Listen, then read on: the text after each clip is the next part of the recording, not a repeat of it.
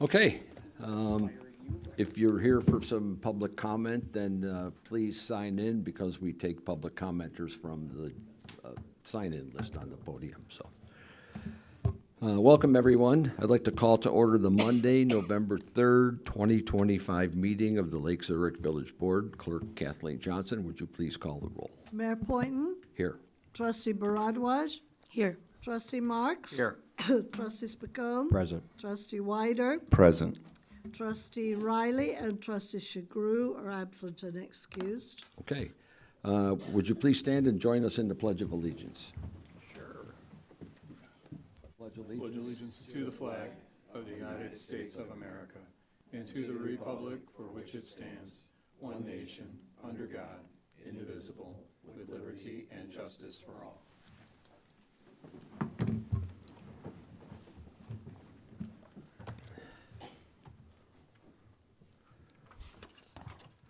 Okay, next on the agenda is public comment. Public comment is an opportunity for residents to comment briefly on matters included on the agenda and otherwise of interest to the Board of Trustees. Public comment is limited to 30 minutes in total and up to 5 minutes per speaker, depending upon the number of commenters. We will take public comment first from the sign-in sheet in the order in which people signed in. So when you step to the podium, please speak clearly into the microphone, identify yourself with your name and address for the record, and please direct your comments to the board. First, the sign-in sheet, which is blank. So I'm going to give you one more chance if anybody has any public comment they would like to be made. So we'll move on from public comment then and close that. We'll move on to the president's report, and I have nothing tonight, so we'll move on to the consent agenda. The titles on the consent agenda will be read by the clerk and approved by a single roll call vote. Any item may be pulled from the consent agenda for discussion or separate vote by any member of the board. So, Clerk Johnson, would you please read the titles? 6A, approval of minutes from the Village Board meeting of October 20th, 2025. 6B, approval of the semi-monthly warrant register dated November 3rd, 2025, totaling $5,482,385.20. 6C, agreement with Russo Power Equipment for snow removal equipment in the amount not to exceed $30,000. 6D, ordinance establishing the procedure to determine eligibility under the Public Safety Employee Benefits Act, assigned ordinance 2025-11-628. Okay, thank you, Kathleen. Are there any board questions or is discussion desired on any item, or would anyone like to have any item pulled for a separate vote? On here? Nope. Okay. Then may I have a motion to approve the consent agenda as presented and a second, please? So moved, Marks. Marks, and a second? Second, Spicone. Spicone. Kathleen, call the roll, please. Trustee Baradwaj. Aye. Trustee Marks. Aye. Trustee Spicone. Aye. Trustee Wider. Aye.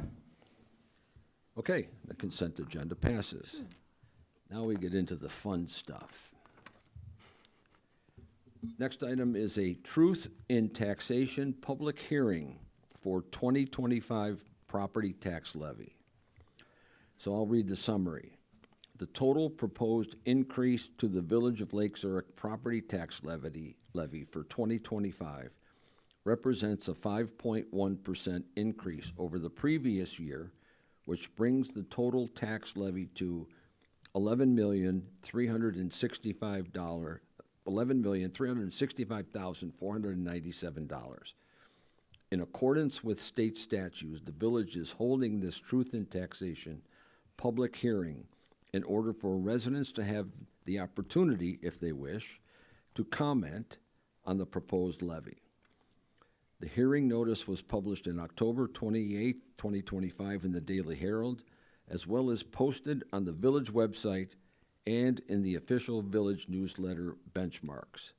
So we have some recommended actions here. The first one is, I need a motion and a second to open the Truth in Taxation public hearing for 2025 property tax levy and receive into the record public comments. So motion and a second, please. So moved, Whiter. Whiter, and a second? Second, Marks. Marks. Okay. We voice need to vote or roll vote. call? All in favor? Aye. Any opposed? Okay, the public hearing is now off. First off, any staff comments in addition to what was in the packet? Who? Not at this time. The only thing I would add a little bit about is we're looking at a new construction EAV value increase of $4.1 million. The reason why the levy is higher than the CPI of 2.9 is to ensure we do collect that full $4.2 million in growth for that year. Okay. I'm going to ask a question. Okay. Can you explain that to me like I'm a toddler? Yeah. Thank you. So, because we are a PTEL community, we are capped Yep. on an annual basis based upon PTEL, which is the CPI of the following year, and it's actually CPI urban. So for 2025, that is 2.9%. So when you get new construction, what you want to do is collect the entire portion of that new EAV. If not, we're only going to get 2.9% of the new EAV. So what we do is we always go over what we actually will levy, and then the county will actually cut us back to what we can actually collect based upon the EAVs, the final EAVs. Right now, when I do this, this calculation, it is an estimated EAV. I don't know if it's higher or lower, but they do have the final numbers once everything's calculated. Thank you. I do know we have some residents out there. I see a lot of social media chatter about the property tax bills and they're filing appeals and all that, and they see 5% and they freak out. So thank you for taking the time just to explain that. You're welcome. Well, I believe this is the same percentage as last year, which I guess is good. It didn't go up, but the actual dollars from last year went down. Not by much, though. Okay. I did not look at last year's levy and compared to the year before that. You don't have to make the motions. Okay, any questions from anybody else? Comments?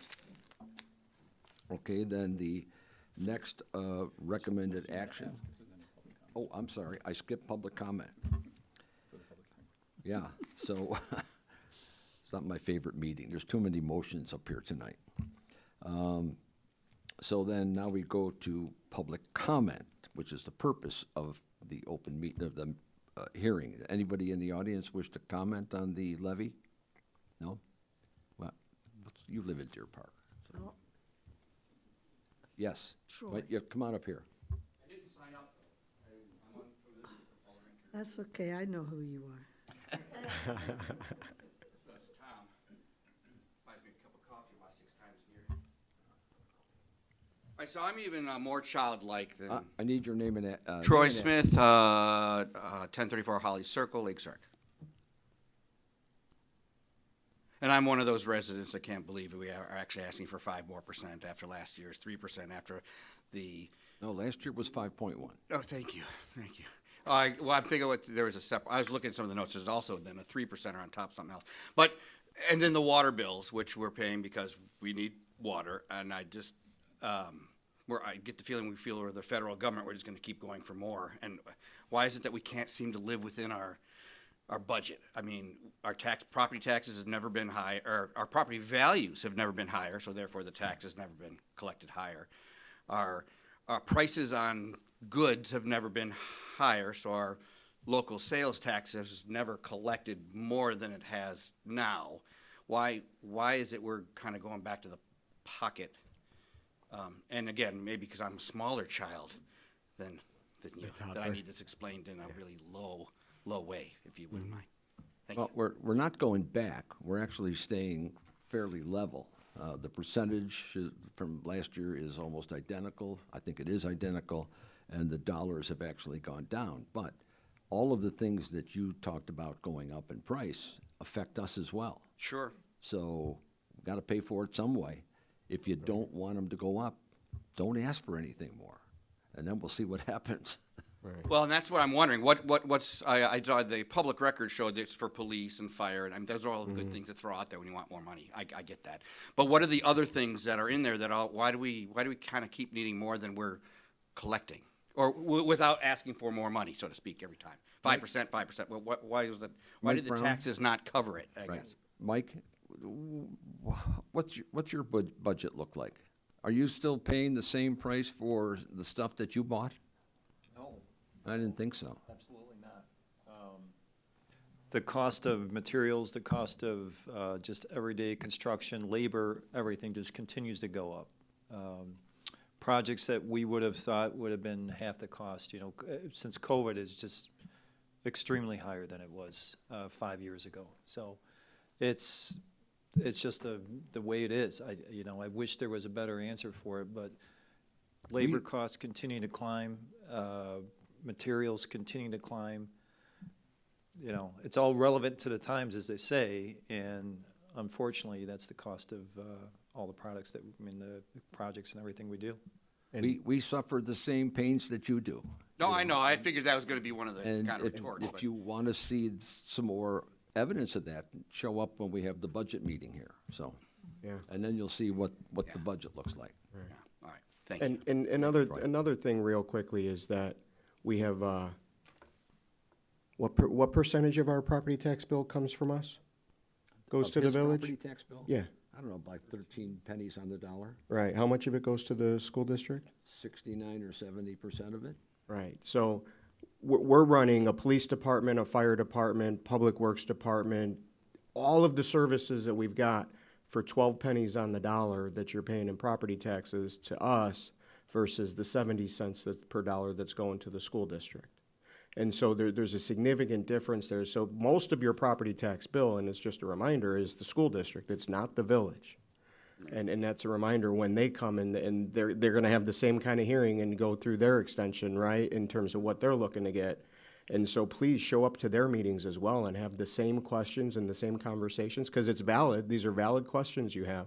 But just at the same time identifying what we're buying versus what they're buying and things like that, right?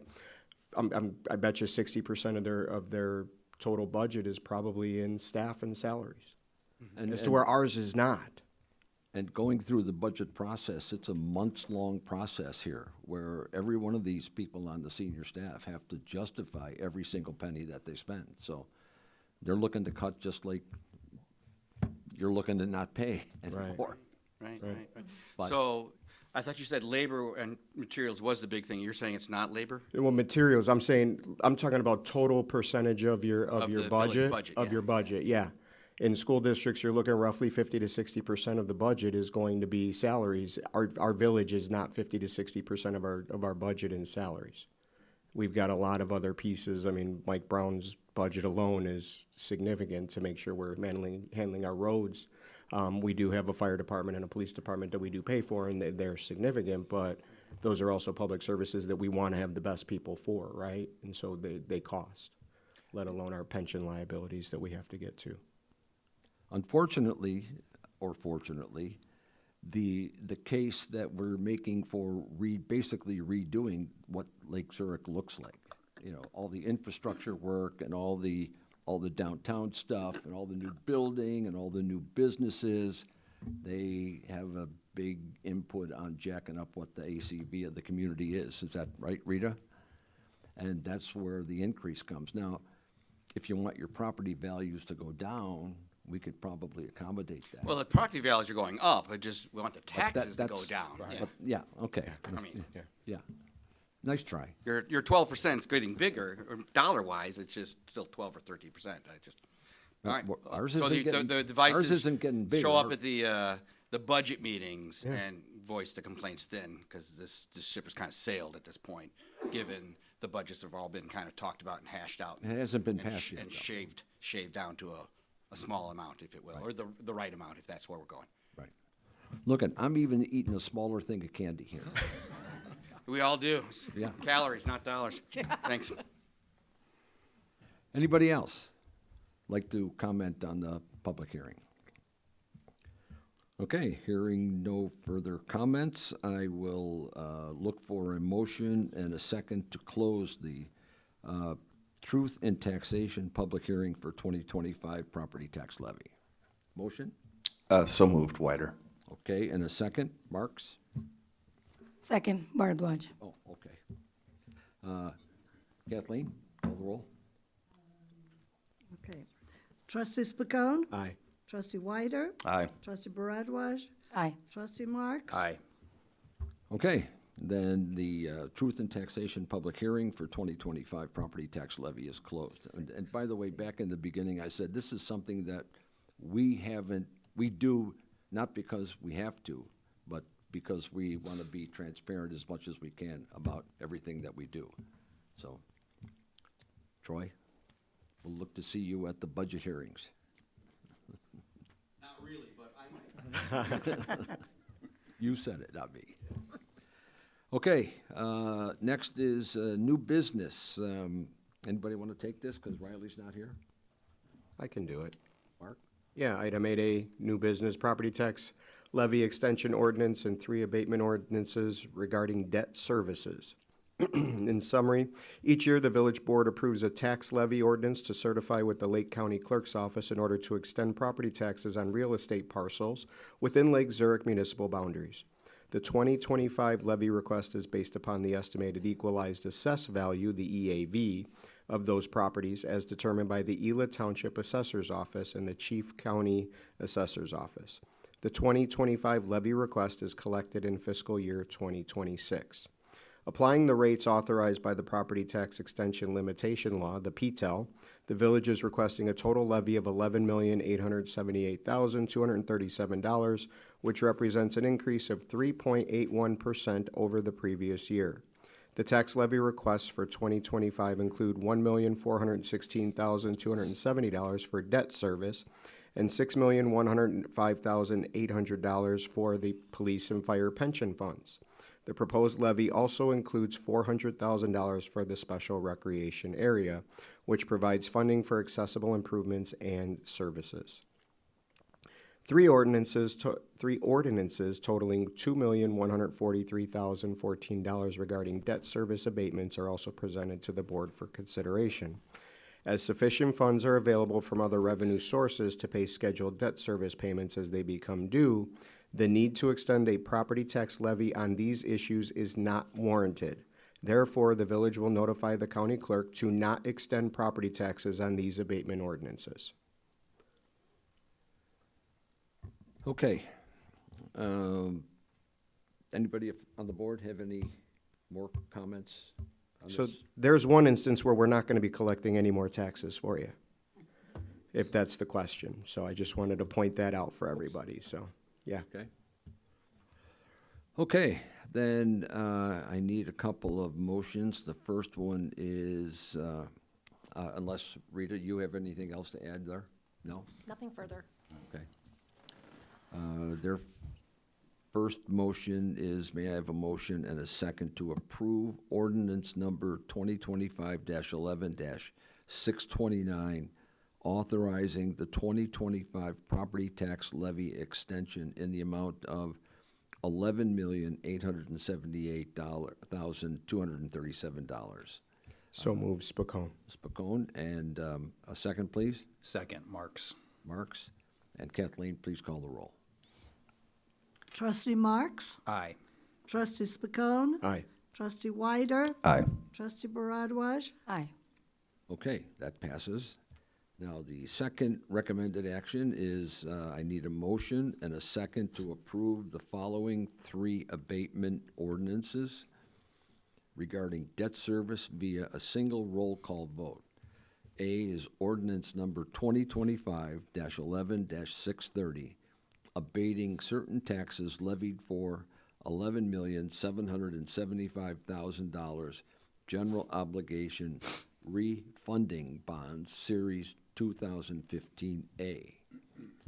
Ordinance 2025B, Ordinance 2025-11-631, abating certain taxes levied for $7,100,000 general obligation Refunding Bond Series 2016A, and ordinance 2025-11-632, abating certain taxes levied for $1 million general obligation bonds, Waterworks and Sewerage System Alternate Revenue Source Series 2016B. Motion, a single roll call vote for all three of those. So I need the motion and a second. So the motion, I'll make the motion. So the motion will be a motion to approve the following, I make the motion to approve to approve the following three statement ordinances regarding debt service via a single roll call vote. I made the motion. I need a second. Second, Whiter. Whiter? And Kathleen, would you call the roll, please? Trustee Spicone? Aye. Trustee Wyder? Aye. Trustee Baradwaj? Aye. Trustee Marks? Aye. Okay, thank you very much for everybody's comments and participation in this process. It's not fun. Next item, B, Trustee Marks. Thank you, Mr. Mayor. Item B, public hearing for an annexation agreement and consideration of annexation, zoning, development concept, and final plan approval at 2500 North Rand Road. In summary, Lux Corsa LLC requests consideration of an annexation agreement, annexation, zoning, and concurrent development concept, and the final plan for the development of a 20-acre property on the north end of Lake Zurich with a new subdivision to be known as Lux Corsa Auto Suites. The property is currently located in unincorporated Lake County. Lux Corsa proposes to develop the property with a high-end auto dealership with an attached coffee house to be located at the front of the property facing Rand Road, and 121 condominium auto suites to be located in 11 separate buildings, along with a clubhouse for the condominium suite owners. On-site stormwater management facilities will be provided in conformance with Lake County Watershed Development Ordinance. The Planning and Zoning Commission held a public hearing on August 20th, 2025 to consider the application and voted 6-0 in favor of recommending approval of the project. Okay, Sarosh, Mr. Mayor, you'll need to request a motion to open the public hearing. we got to do that first, huh? Yes. Okay, then I'll make a motion, and I need a second to open the public hearing regarding the annexation of the property at 2500 North Rand Road. Kathleen, call the roll. I'll second. Oh, I need a second first. Mark did. I'll second Spicone. Okay. Too many motions. Okay, now we will. Trustee Baradwaj? Aye. Trustee Marks? Aye. Trustee Spicone? Aye. Trustee Wyder? Aye. Carries. Meeting, public hearing at 7:24. Okay, next, any public comment on this in this open public hearing? Anybody? No? Okay, well then I'm going to close public comment on the public hearing, and I need a motion. Where the heck is that one? Motion to close the public hearing regarding the annexation of the property at 2500 North Rand Road. And Second, Spicone. Spicone, and call the roll, please. Trustee Marks? Aye. Trustee Spicone? Aye. Trustee Wyder? Aye. Trustee Baradwaj? Aye. Public hearing closed at 7:25. Okay, back to you. Thank you, Mr. Mayor. This evening, we do have the developer representing Lux Corsa Partners, Mr. Romeo Capudia, here to present the project to the Village Board. This item was considered by the Planning and Zoning Commission at their August 20th meeting as a development concept plan, but since that time and based on a unanimous recommendation for approval by the Plan Commission, the developer opted to use the provision in our ordinance to move forward with a concurrent development concept and final plan. And he is, Mr. Capudia is here with his his team of consultants, including the project manager, architect, landscape architect, and civil engineer. Mr. Capudia, your presentation will come onto the screen at some point. You can begin. Thank you. As you know, my name is Romeo Capudia. I'm the petitioner for the Lux Corsa condo car project located at the former Calabrese property. The address is 24455 North Rand Road in Lake Zurich. Tonight I have Melissa Toops with us. I have our Catherine, who is our landscape consultant. I have a gentleman from KLOA Traffic Studies. I have Robbie Joseph with us, who's our project manager, and I have John Service, who is our civil engineer with us. So across the board, we should have everything covered, I think. The project does consist, as Mr. Jake Marks indicated, it's 121 total units. We're petitioning to put up a car condo project along with a car dealership on the front of the property and a very high-end clubhouse that would be an amenity for all of the unit owners. Some of the concerns that were addressed in the past, which I'll bring up now, if there's any questions regarding it, please do ask. It was light on the project was a concern. We've addressed all of those concerns from the previous meeting. We consulted with a sound engineer regarding any potential sound issues, and our traffic consultant is here who could answer any questions that would pertain to any of the traffic issues. But we're really excited about this project. We think it's a great add-on to our community. It's in a great location, and I think it's going to be just an amazing project for the community entirely. Does anybody have any questions for me? No, we're looking to see the rest. Okay, well, I don't know how to control this, so I think I hit. So here's Melissa Toops. She's our architect who designed the project, along with Katie Lampert, who is not here tonight. Where's my house? Good evening. As mentioned, my name is Melissa Toops. I'm a director at OKW Architects, and I've been working on this project with Romeo. We're really excited to present to you tonight. As mentioned, the project site is currently roughly 20 acres, located in unincorporated Lake County, just to the north portion of Lake Zurich. Regarding zoning, right now we are showing a split zoning on our site. The parcel side to facing Rand Road will be of a B1 district, which will contain the car dealership, the coffee shop, as well as a detail center.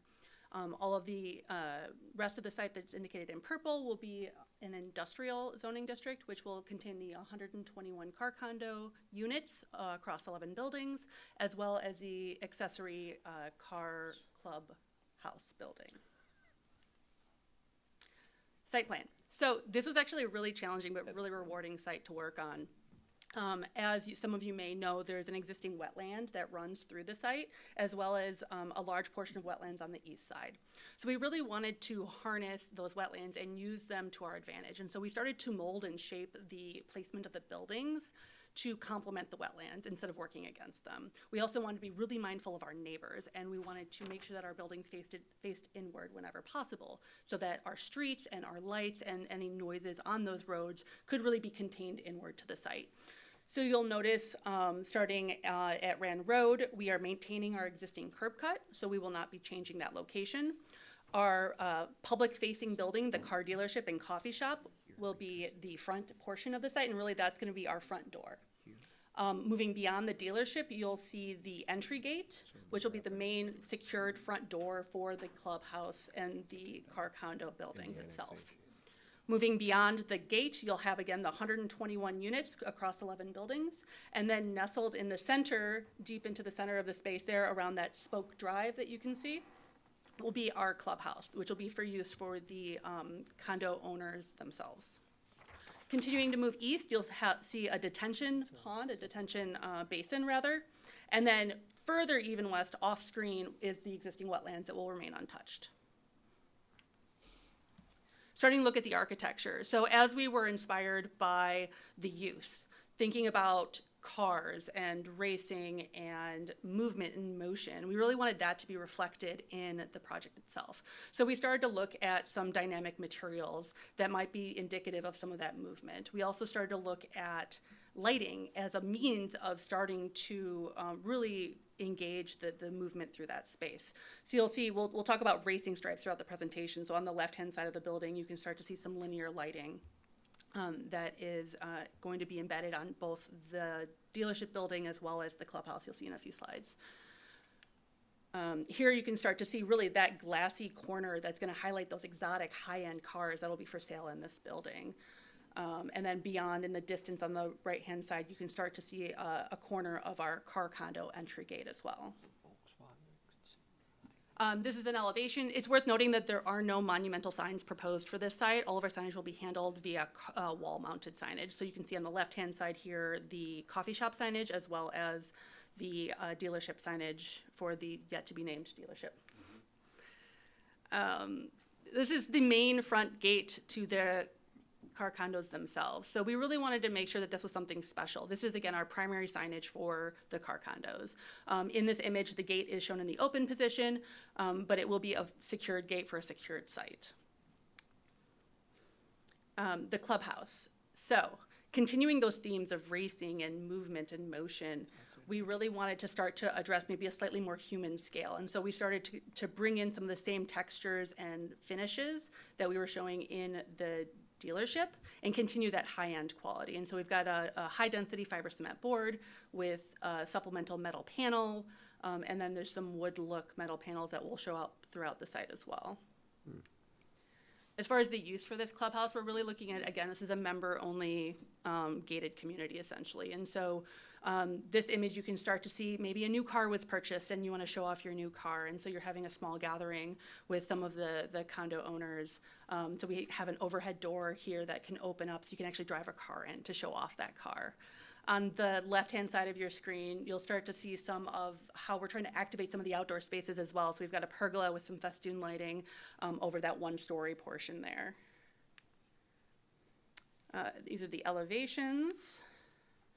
Floor plan. So this is a graphical representation of what we anticipate could be in the clubhouse. I think as we start to continue to develop the floor plans and the interior design, we'll refine them a little bit more. But right now we're anticipating a larger format gathering space on the ground floor with some supplemental uses upstairs via simulators, a spa, outdoor terrace, and another small gathering space. So now onto the car condos themselves. As you enter through the gate, this is one of the first buildings you'll see. This is the beginning of some of the fun, very artful wayfinding that we're showing throughout the site. You can see right now a superimposed plan of the site where we'll have building number wayfinding, so you'll really be able to find your space. And it sets the tone for this really special and very kind of community-oriented site. We really didn't want this to feel like a self-storage facility. We wanted this to feel like a community for car owners. This looks at one of the more typical car condo buildings. Here you can start to see a slightly different incarnation of that kind of artful graphic wayfinding. We started to have a little bit of fun with this, and we're looking at imposing racetracks. So each building will have its own unique racetrack. Each building will address its own unique type font used in racing. And so kind of a gentle nod to the end users and the storage, the cars themselves that are being stored in these buildings. Looking at similar complementary materials, a hardy board, a medium fiber cement product, as well as some supplemental wood look metal and some metal awnings. Here's some more.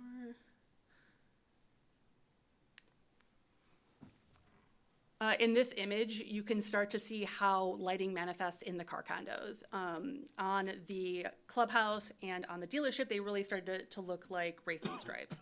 Here we wanted to take a slightly softer approach, and so here we're looking at kind of a gentle glow on that signage itself. With all of these signs, this is a view from the clubhouse. So again, looking inward to the site. The elevations kind of do a good job of starting to show those graphic wayfinding tools as well as the materiality. looking again at creating some diversity in pattern, in texture, in depth, to be able to create some visual interest throughout the site. One thing is worth noting is to avoid any sort of continuation throughout the site, what we were trying to do is identify multiple different colors of hardy board. And so as you're moving through the site, you'll see that there are 3 different colors of hardy board. And as you move through the site, they start to change and shift. And so even as you're going through what seem like very similar buildings, there's going to be some more movement and flow within the campus. And so it's going to not feel, again, like a self-storage facility. This is a representation of a typical floor plan. Here we're looking at, of the 121 units, these would be built out as a vanilla box, so they could be customized by the individual purchasers. Materials. Actually, I have my board. Oh, thank you. I brought a physical board with us.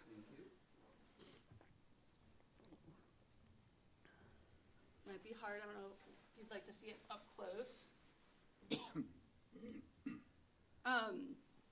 The physical board might be a little bit better representation in the colors that we're showing on the screen, just because every screen is a bit unique.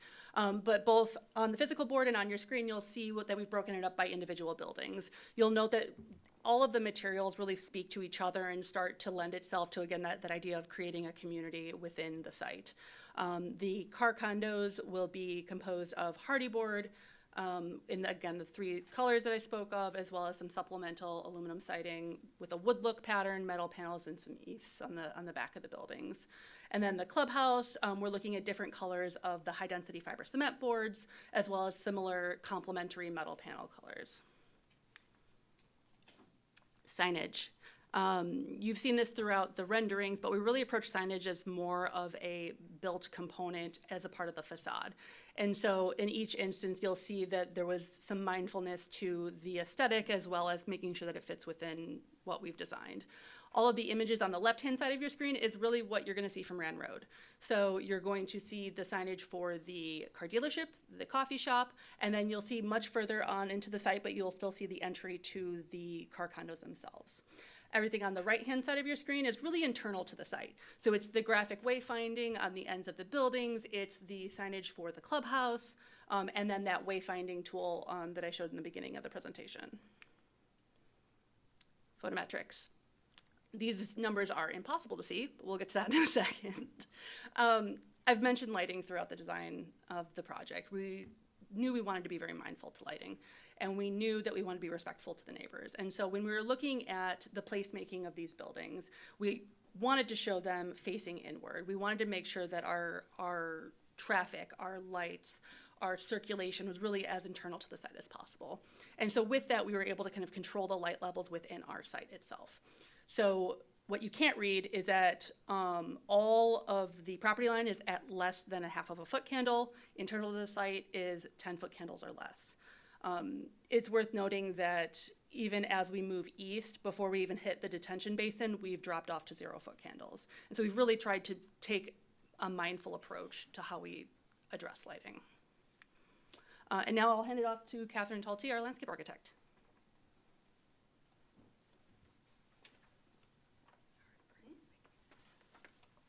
Thanks, everybody. As Melissa mentioned, I'm Catherine Talty. I'm the landscape architect for the site. I'll just give you kind of our conceptual objective on the site and how we approached the landscape overall.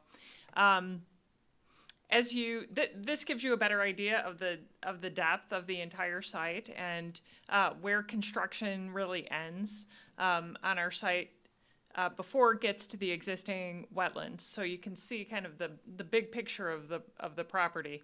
And there is quite a distance between the east property line and really where the buildings start, because that's where strategically our civil engineers located the stormwater management basin. Our objective for the campus really was to treat this as a cohesive design. Our attempt was to make this look like the plant material has always been there. We did a complete tree survey on the entire property. Much of the existing plant material falls within the wetlands. So are a good number of undesirable trees or dead trees or voluntary trees, some of which will be coming out in order to make way for construction. But our intent is to replace that plant material with native species or cultivars of native plant varieties. So it's a very sensitively treated, designed site from a landscape perspective. Our other objective is to, of course, treat the architecture like it should be treated. We don't want to fight it. It's a very, I think, very interesting architecture, and so we instead want to enhance the architecture. So we are treating the foundations of the building, but the treatment around the building foundations, though ornamental, are not fussy. This is a interesting modern vernacular, and the landscape reflects that as it's close to the building. Around the perimeter, as I mentioned, we are trying to use native plant varieties. Well, it's really hard to find a native evergreen, though there is a purpose for evergreen plants, of course. So thankfully, the site plan is created so all of the traffic really is internal to the site, which means our headlights and things that might be intrusive, to adjacent properties are really hidden within the site. But in the areas where there is exposure perhaps to I don't know if is there a little design? Yeah, so, wow, look at this. Okay, so in areas where our driveways end and they're exposed, we have treated that strategically with some evergreen planting.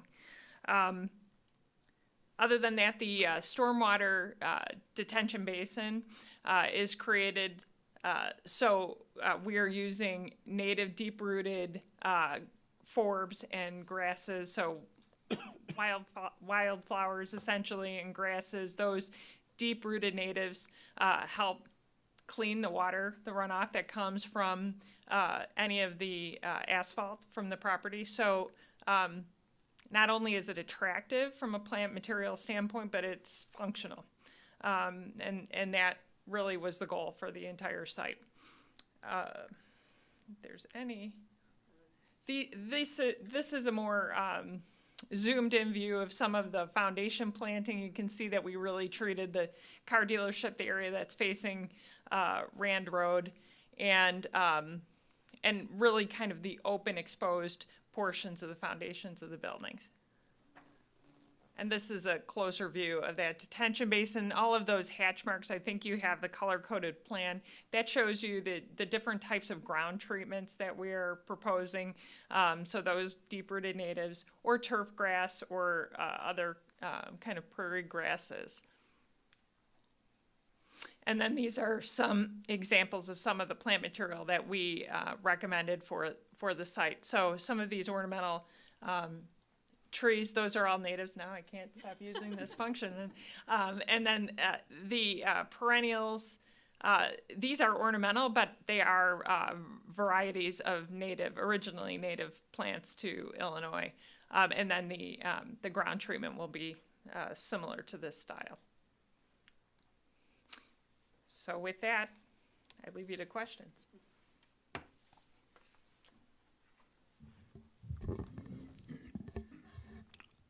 Okay, is that the full presentation? I believe so. Okay, then I'm going to open it up to the trustees for comment, okay?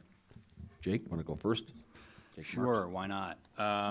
As a huge Top Gear guy, I'm torn on this proposal. I think one of the things that's most concerning to me right now, living only half a mile away from Rand Road, we have a huge noise problem post 6 p.m. I think Greg lives fairly close to Rand Road as well, and as soon as it gets dark, it's a racetrack. Like, you make it to Walgreens at Miller Road, and if you've got a V8, you're letting it open up to go down the road. So I think one of my concerns is There was no explicit mention of noise anywhere in your proposal, and I have concerns that if we were to pop this up, despite it being on the edge of town, if there's no consideration for noise, we have the potential to have you guys be a bad neighbor. So if you're able to, is there any consideration being given to noise in terms of rules, regulations? It would help if you could tell us what the hours of operations are for the business, because I didn't see that in the documentation. And then from like an architectural standpoint, I'm sure there's things that could be done to deaden the noise of these types of cars, because if you've ever been around a Lamborghini with a V12, they're loud. And I see these kind of cavernous or, you know, deep-seated buildings that kind of protect the adjacent properties from maybe light pollution, but I could also see them being amplifiers for the noise of a car with a huge engine. So I would just like it if you could speak to if there are any rules and regulations for your businesses on how your patrons conduct themselves and their vehicles, what the enforcement looks like for bad behavior, if it exists, what's been done from a design standpoint to mitigate noise, and I think that sums up my concerns. Yeah, I appreciate your concern. I also live within 100 yards of Rand Road, so I completely understand what you're talking about when it turns into a racetrack at nighttime. The motorcycle noises going by is absolutely insane, and I agree with you.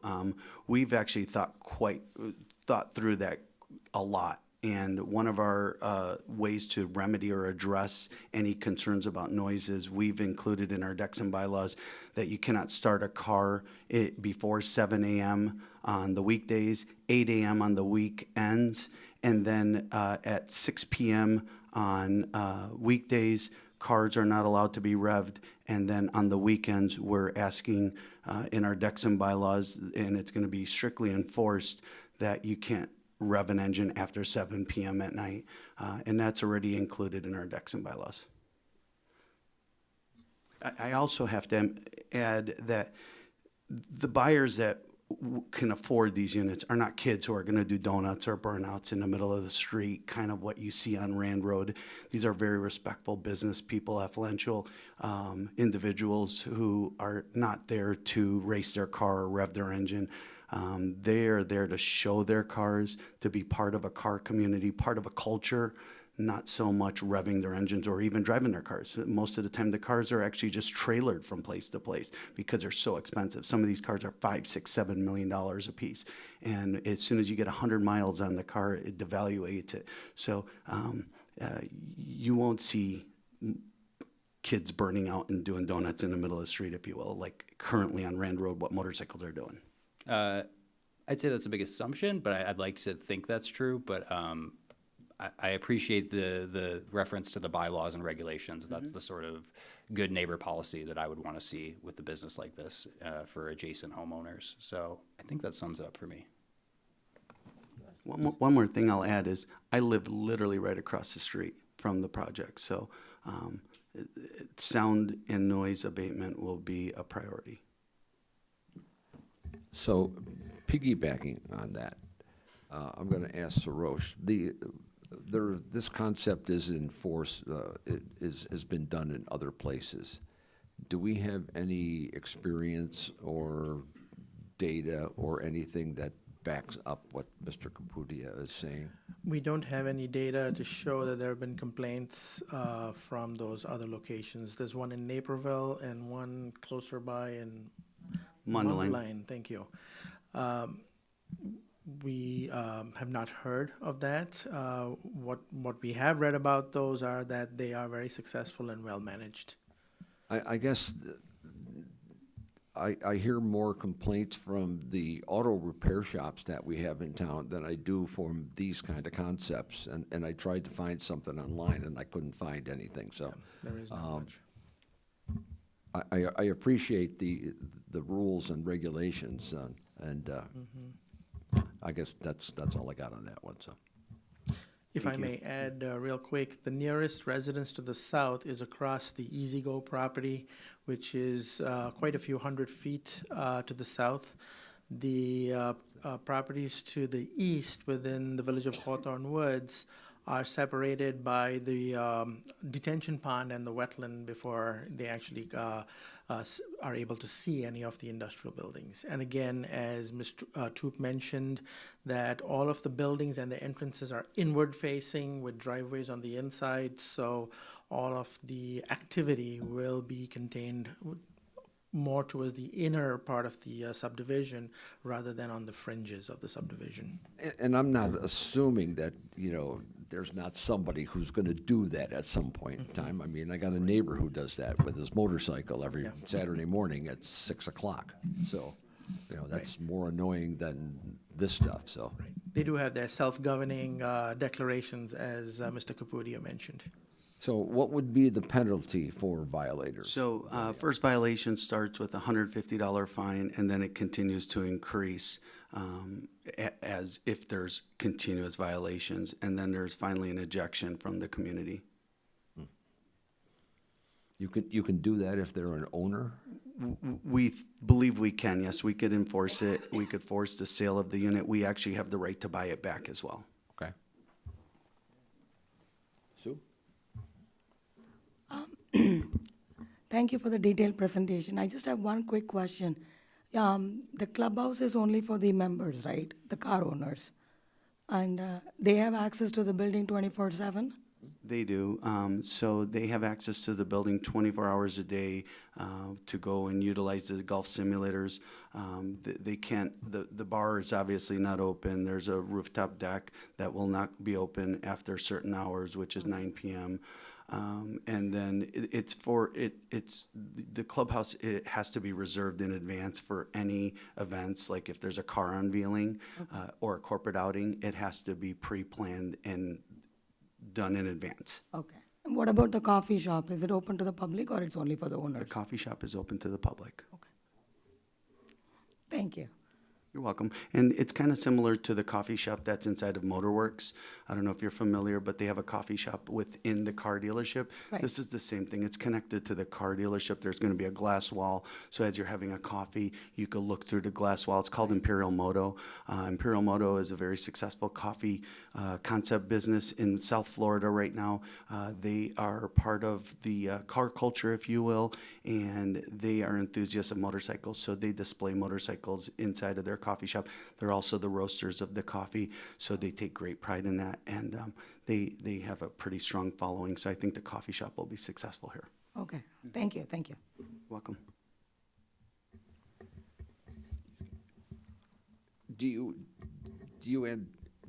In your experience with this kind of a project, are there people there all the time? I guess I can fathom that there may be a bunch of times when there's nobody there in any of the condos. Yeah. And thus, is the coffee shop a viable operation? I guess. We believe the coffee shop will be a viable operation because it's on Rand Road and it's open to the public. Unfortunately, there's no room for a drive-through. I think it would be more successful if it had a drive-through. But it's part of the car dealership, if you will. So I think you're going to get a lot of the public walking through the car dealership looking at exotic cars.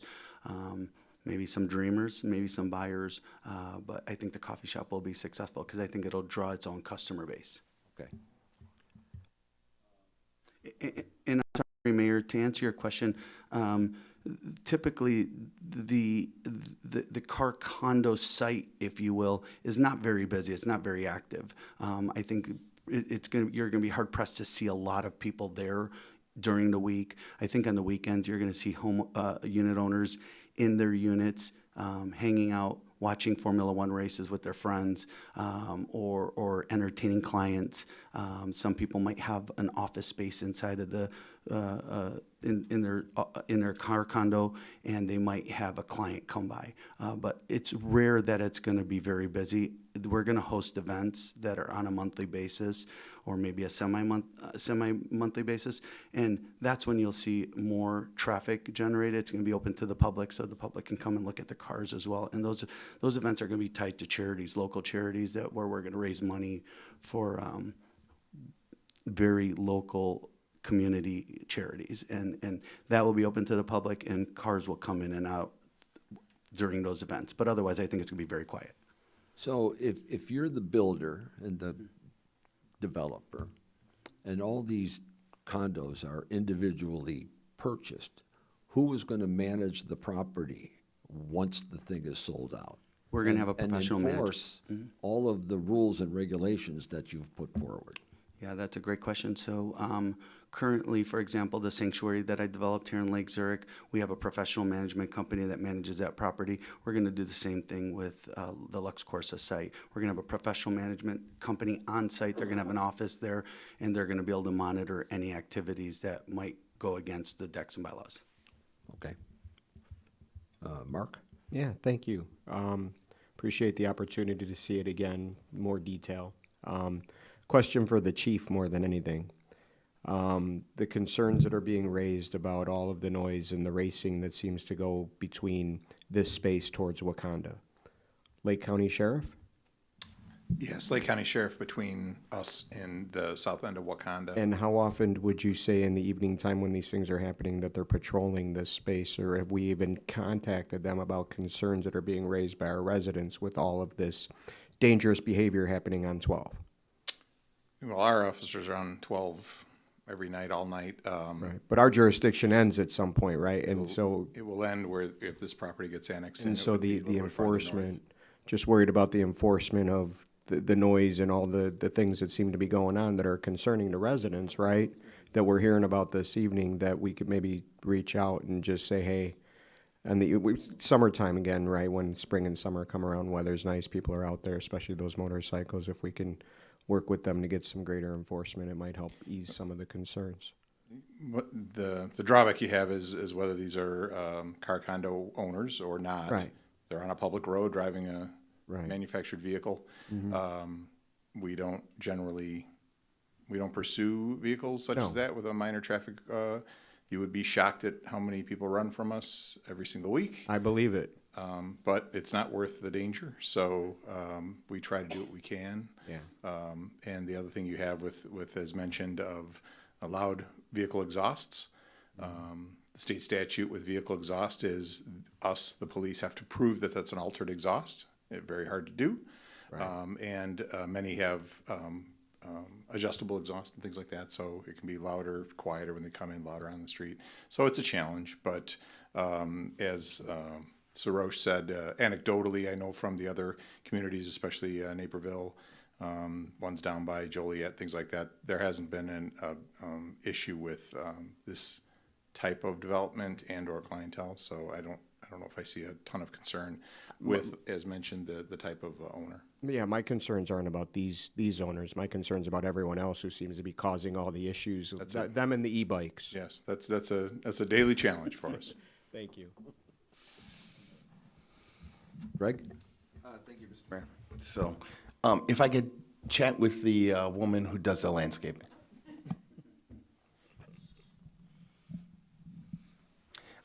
Just a quick question. So I look out in the audience here and I see some familiar faces. And I see familiar faces because I live behind this particular project. And so do a number of people in the audience today, okay? So, and I don't know, I've been in the house that I'm in for a couple of decades now, and raised a couple of kids, and it's a nice, quiet neighborhood. And you know what, development is development, and I try not to stand in the way of those things when they make sense to me.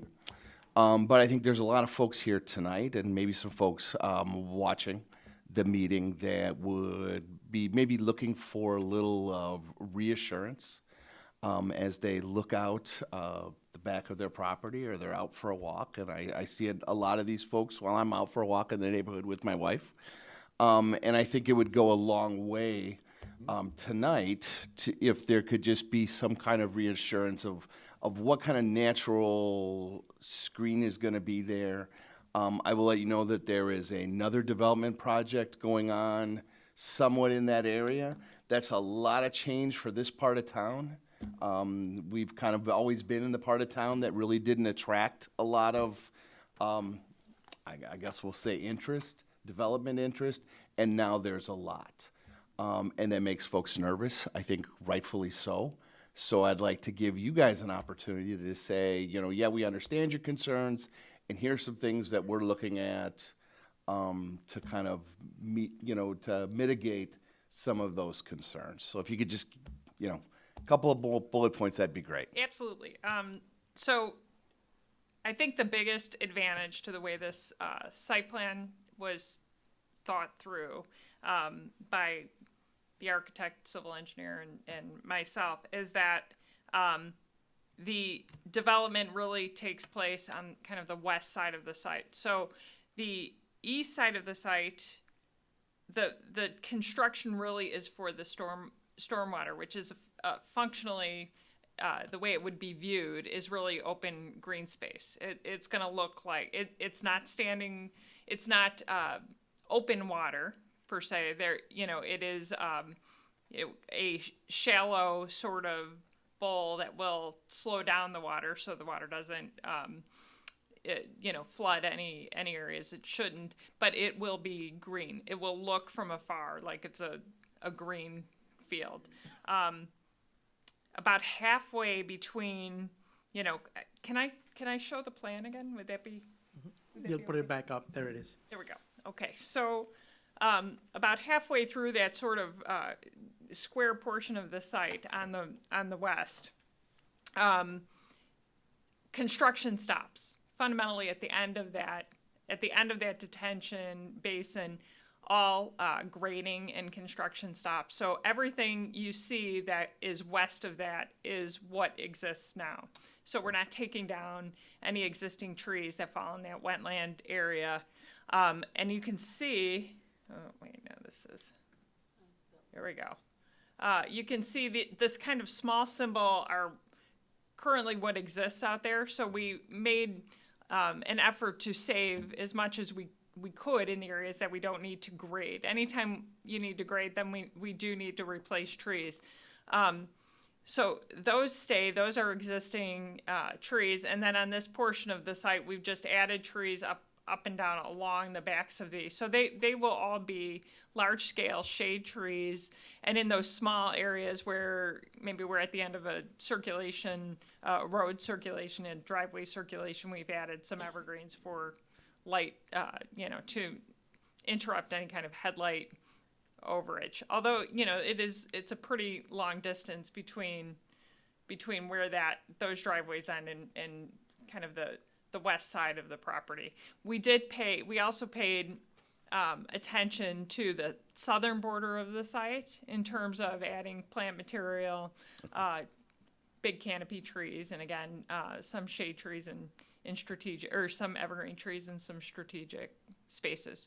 So, there is a lot of the site that is untouched and will be how it exists currently. Okay. Does that answer your question? As much as it can. As much as it can. It's going to be, if this moves forward, it's going to be different. It just is. And you're going to look out and you're going to see a structure. Yeah. And there's going to be some trees by it. It's going to be different. But, I'm just trying to, one, for myself, because I do live in that area, and my neighbors that are here tonight, just to kind of, get an understanding that there's been some thought put into this process, and there's a commitment, by the property owner to make sure that they're being a good neighbor and that these things are taking place. Yeah. Because it doesn't always work out that way. Understood. So.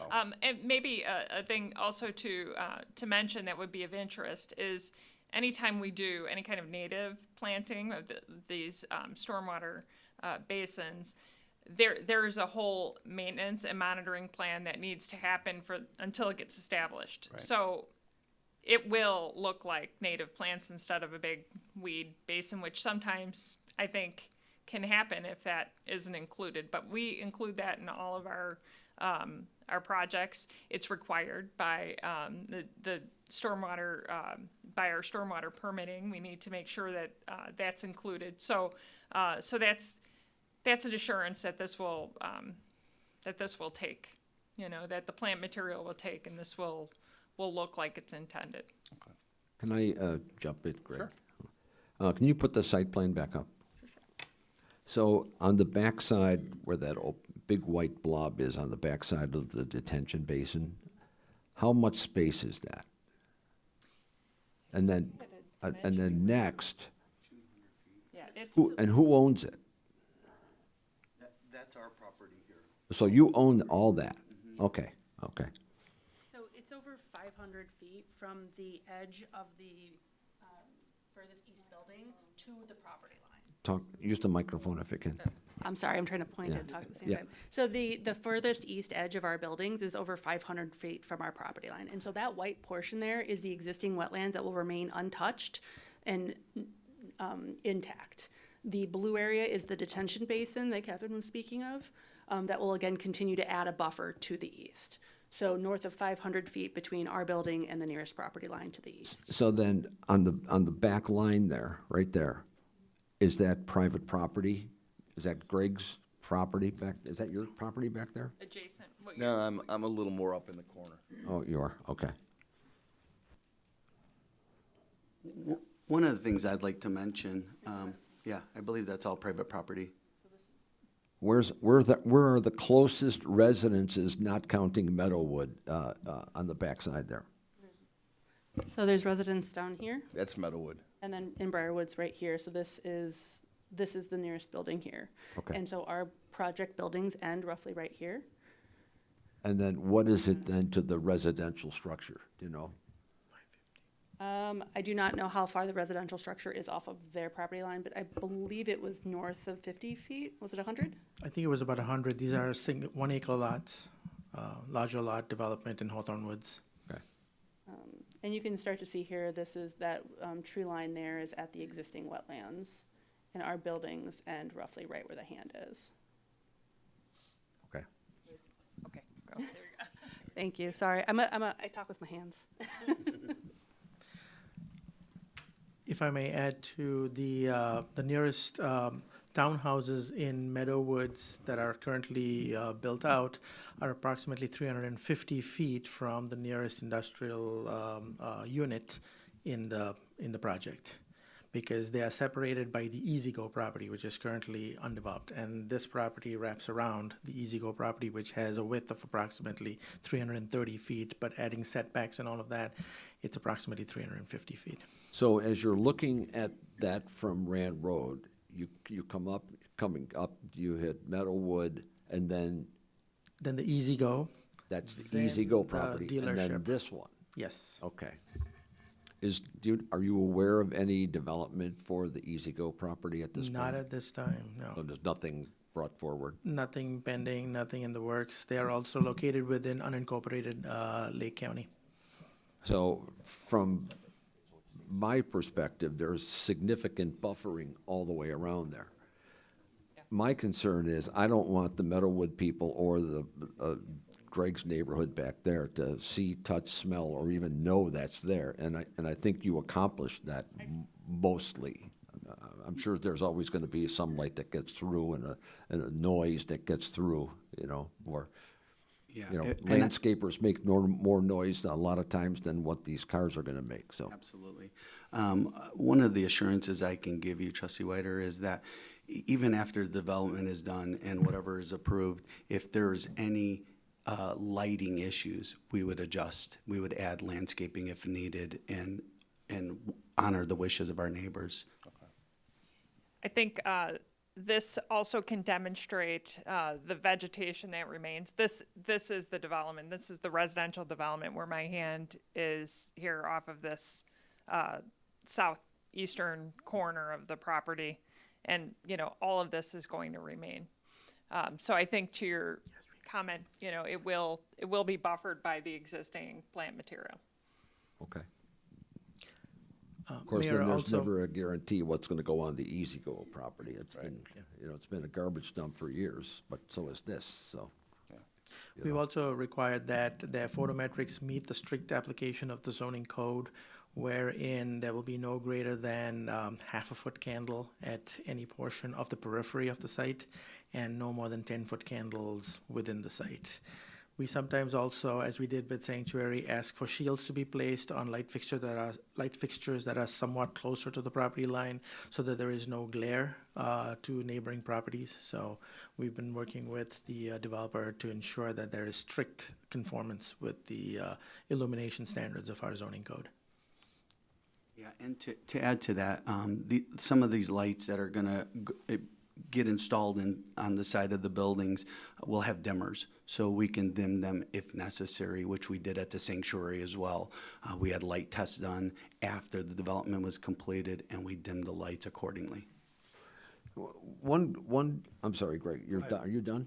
No, I got one more question. Go ahead. Okay, so can you talk a little bit about the dealership and what kind of impact you think that might have for Lake Zurich? So I could tell you that we're talking to 3 or 4 different dealerships right now. I'm trying to figure out what is going to be the best fit for the community. I also am keeping in mind the tax generation that is possible from this dealership. So we're trying to figure out what is the most viable option for the community and for Lake Zurich. I could tell you that these companies are privately held. I'm picking their brain. We talked about this earlier on when I came into the meeting tonight. I'm trying to find out how much tax generation or how much sales they have. They keep that very tight to their vest for obvious reasons because they're a private company and they can do so. My educated guess, based on all the questions that I've asked every single dealership, and based on their volume and based upon the average sale price of a car, which I believe is to be $250,000 and higher, I personally think that there's going to be at least a $50 million volume of sales, but I think it's going to be closer to $80 to $100 million is my guess, and that I think I'm going to be very close on the $80 million number. Talking with the dealerships that I'm talking to. Okay, thanks. Yeah, that still all is very cloudy for me. When we did a courtesy review, one of the things that I was looking into was where where the sales tax revenue actually ends up when you buy a car, especially if you buy a car over, online, because some of these cars are going to be sold to people in Indonesia or wherever they are, and they're going to get shipped, and that's just from what I've been told, the kind of the nature of the high-end car business. At least, the gentleman I talked to from the Ferrari dealership when I was in there shopping for my Ferrari. Which one did you order? Yeah, so, thank you. I appreciate that. I'm going to assume there's going to be some influx of sales tax revenue that ends up staying here in the village of Lake Zurich, or at least that would be my hope. So indeed, and one of the questions that I've had with these dealerships, like you pointed out, they're selling internationally. Most of these dealerships that I am holding conversations with right now, whether they're going to lease or purchase the property, my biggest concern is that any of the sales that are generated through this dealership stay here and that the cars get titled through this dealership, even if they're sold internationally. Oh, okay. And what's really great is that we could track that with certain softwares. And then the dealerships that I'm referring to don't have any other dealerships in Illinois. So they're all out of state, so we could track the sales pretty easily. Okay, that's good. So, and everyone I'm talking to has, they've confirmed, they said, we don't care if we care about where the car is sold, obviously, but we don't care if it's sold in California or Illinois. If it's sold out of our Illinois store, we're going to tax it and sell it title it through the Illinois store. So their preference is wherever the lead is generated, wherever the sale takes place, is where this transaction is going to be recorded. Okay, thank you. You're welcome. That's all I have, Mr. Mayor. Okey doke. I have no further comments on it. Ray? Thank you, Mayor. Just before you take action on these 3 recommended actions, I just wanted to remind the board that due to the statutory requirements for annexation agreements, it requires a supermajority or 5 positive votes. The annexation agreement, which is recommended action number 3, is really the contract that establishes all of the terms and conditions overall for the entire development. And so is essential to our recommendations that if the board were inclined, we would want you to move forward on the annexation agreement as the master controlling document. Recommended actions 4 and 5, which are the actual annexation and then the rezoning of the property and approval of the planned unit development, statutorily would require 4 positive votes. But I just wanted to bring that peculiarity of annexation agreement approvals to your attention before you took action. Thank you. So don't turn your mic off yet. On item 3, what is the petitioner's alternative if it doesn't get 5 votes? We would have to evaluate what terms would be falling by the wayside in the annexation agreement. There's a number of things such as specifics about a recapture agreement, repayment. I was just scrolling through. There's a number of provisions that we had baked into the annexation agreement. The power of the annexation agreement gives the village a great deal of flexibility to establish controls beyond our normal zoning requirements, and would have the power of the applicant also signing on and agreeing to those, again, acting as if it were an approved contract. So both parties would be responsible for upholding it. We would have to go through and evaluate what would fall by the wayside and what would remain per the planned unit development ordinance, which would be the next most restrictive controlling document. Okay, so we're short 2 trustees tonight Okay. on the board. And if it goes, we've got 5 votes. If it doesn't go, Then what is the alternative? Can we answer that question? If yeah. we did not receive 5 positive votes, the mayor, with 4 trustees here this evening, the mayor would be called upon to vote due to the supermajority vote requirement. If there were not 5 positive votes, to bring this back at our next meeting, if the full board were in attendance, to bring this matter back before the board for a revote would require one of the individuals that votes against the motion this evening would have to make a motion to reconsider. Meaning they're prepared to potentially change their vote. Yep. I do want to add, with all due respect, I'm voluntarily annexing this property into the community, and I hope that's taken in consideration. I could have permitted this with Lake County, and I chose to bring it to the community because I care about this community, and I want that to be reflected in the vote. Right, so just one other piece. I think the mayor may have been asking for further discussion as to whether or not you would like this matter to be continued for a vote for the full board. Then these issues about reconsideration are not as significant if the whole board is here. I would prefer a vote tonight, if possible, and then I don't know the alternative, but I think I have to come back regardless. Is that correct? If I don't get the votes? Yeah, in order to get a positive vote, yes. You have to return. Let me ask this. Do we want to take a straw poll and see where the board stands? I would like to, and I'm just going to throw this out there as an option. I would like to make a motion to table this to the next meeting when we could potentially have a full board available to make a decision. Well, I think Mr. Capudio is the decision maker here. Well, he can request, but we're the decision makers. True. I stand corrected. I would like to make a motion to table this to the next meeting, in light of hoping that we have an entire board here to vote. So moved, Marks. Well, I made the motion, you can second it. Oh, second, Marks.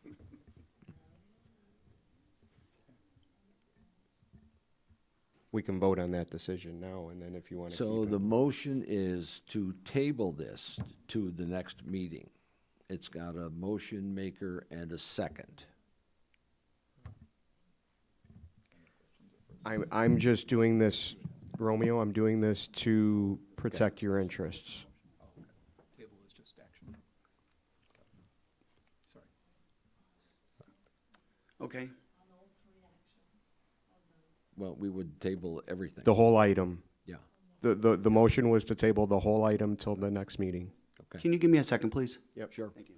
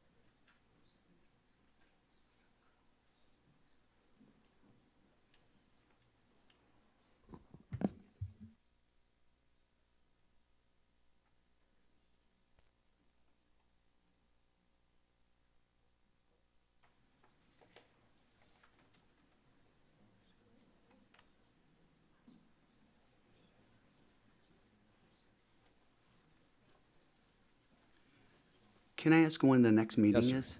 2 weeks. 2 weeks. And will we have to present entirely all over again? No, okay, Bare bones at best. okay. Then we will table it. We'll elect to go to the next meeting. Okay, then, we have a motion, we have a second, and, would you call the roll, please? Trustee Barajwash. Aye. Trustee Marks. Aye. Trustee Spacone. Aye. Trustee Wyder. Aye.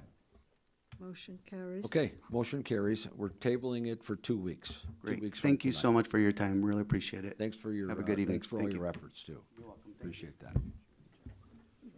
Okay, next on the agenda are trustee reports. Are there any trustee reports or stray comments that anybody wants to make? No? No, sir.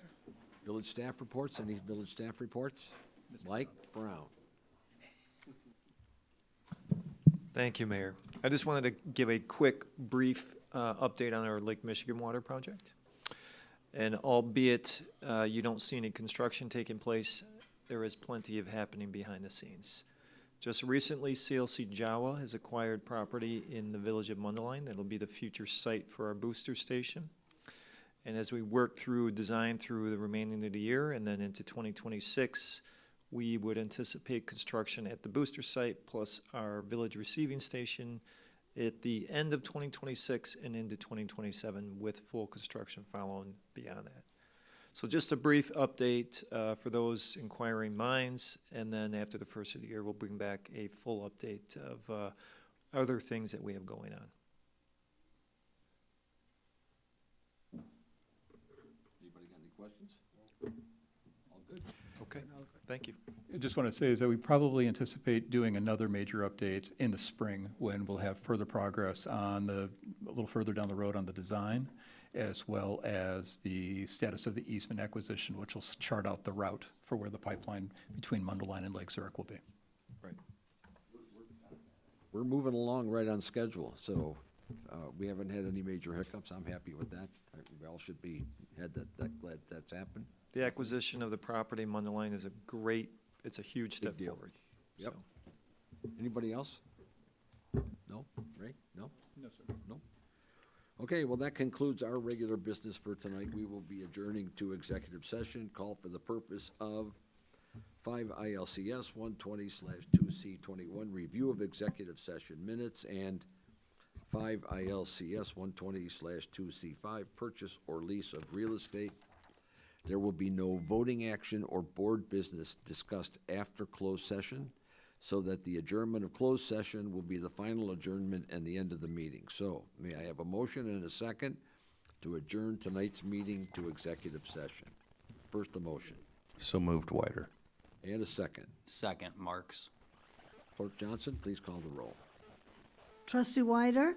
Aye. Trustee Barajwash. Aye. Trustee Marks. Aye. Trustee Spacone. Aye. Okay. Meeting adjourned. We're good. at- Thanks for watching. Stay safe, stay healthy, and we'll see you in 2 weeks. We are adjourned to executive session.